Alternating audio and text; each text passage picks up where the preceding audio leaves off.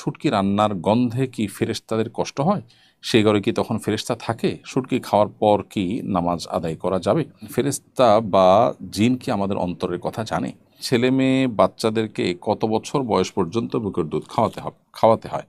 নামাজের ঠোঁট বন্ধ করে সূরা কেরাত বা দোয়া পড়া যাবে কিনা? কন্যা সন্তানের জন্ম দেওয়া কি পাপ? প্রথম একটা কন্যা সন্তানের মা হয়েছি বলে জামাই দেখতে পারে না, ঠিকমতো খোঁজ খবর নেয় না, আমার করণীয় কি? এমনি রাজু লিখেছেন, ছেলে মেয়ে বাচ্চাদেরকে কত বছর বয়স পর্যন্ত বুকের দুধ খাওয়াতে হয়? আহ, ছেলে মেয়ে বা বাচ্চাদেরকে আপনার দুধে কতদিন পান করাবেন সেটা আপনার ব্যাপার। তবে সর্বোচ্চ দুধ পানের সময়সীমা হলো 2 বছর। আল্লাহ তালা বলেছেন যে আহ, কোরআন কারিমে আল্লাহ তালা ইরশাদ করেছেন, আহ, দুধ পান করার সময়সীমা হলো হাউলাইনি কামিলের 2 বছর।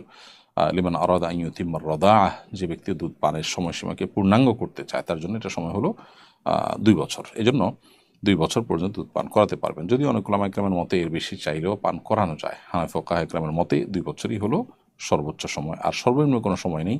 কোনো মার দুধ পান করতে অসুবিধা হচ্ছে বা তার বুকে দুধ আসছে না বা অন্য কোনো যৌক্তিক কারণে তিনি 6 মাস বা 1 বছর বা এরপরে যে কোনো সময় যে কোনো পর্যায়ে এসে তিনি দুধ পান করানো যদি বন্ধ করেন তাহলে তিনি গুনাহগার হবেন না। এরপরে এম আর হাসান মিরান আপনি লিখেছেন, নামাজের ঠোঁট বন্ধ করে সূরা কেরাত বা দোয়া পড়া যাবে কিনা? উত্তর হল, নামাজের ঠোঁট বন্ধ করে সূরা কেরাত দোয়া পড়লে হবে না, বরং আপনার ঠোঁট আপনার নড়তে হবে, জিহ্বা নড়তে হবে। কমপক্ষে আপনার মানে মনে নীরবে বলতে যা বোঝায় অন্তত সেটুকু করতে হবে।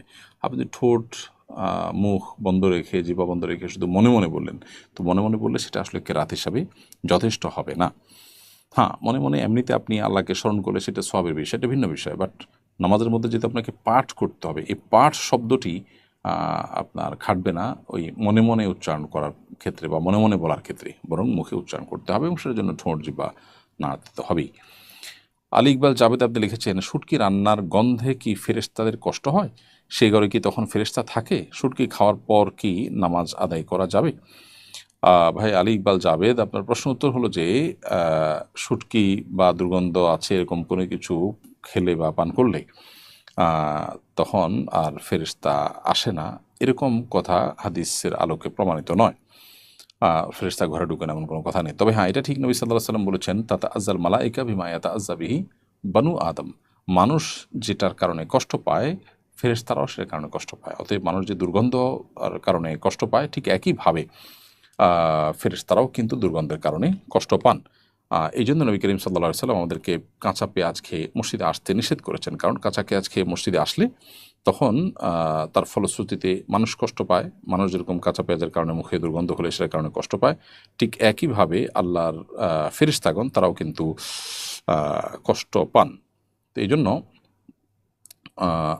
আমাদের উচিত হবে বাসা বাড়িতে বা অন্য কোথাও আপনার বিশেষ করে মসজিদে ফেরেশতারা যেহেতু তাদের আসার অধিকার আছে সেটা আমরা খর্ব করতে পারি না, তারা কষ্ট পায়, সেজন্য তাদেরকে সেখানে কষ্ট না দেওয়া উচিত। বাকি বাসা বাড়িতে অন্য কোথাও কাঁচা পেঁয়াজ খাওয়ার পরে কোনো নিষেধাজ্ঞা নেই, সেটা খেলে কোনো গুনাহ হবে না।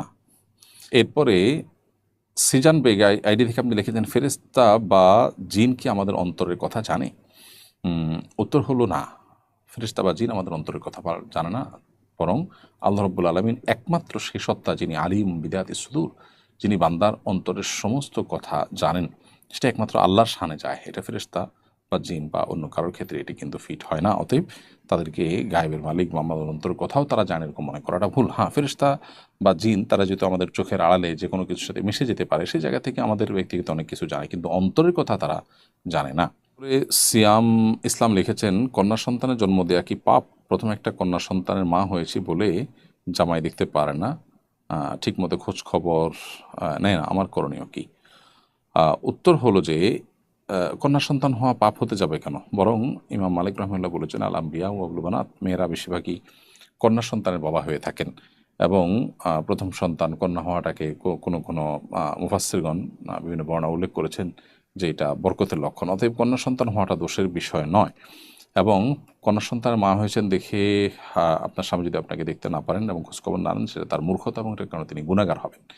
তার উচিত এই কুসংস্কারাচ্ছন্ন বিশ্বাস পরিহার করা। সন্তান নেক হওয়াটা, ভালো হওয়াটা মুখ্য, সেটা ভালো কি মন্দ তো আল্লাহ তাআলা জানেন। এজন্য এক্ষেত্রে মা বা বাবার কোনো দায় নেই এবং তাদেরকে দোষী মনে করাটা ভুল।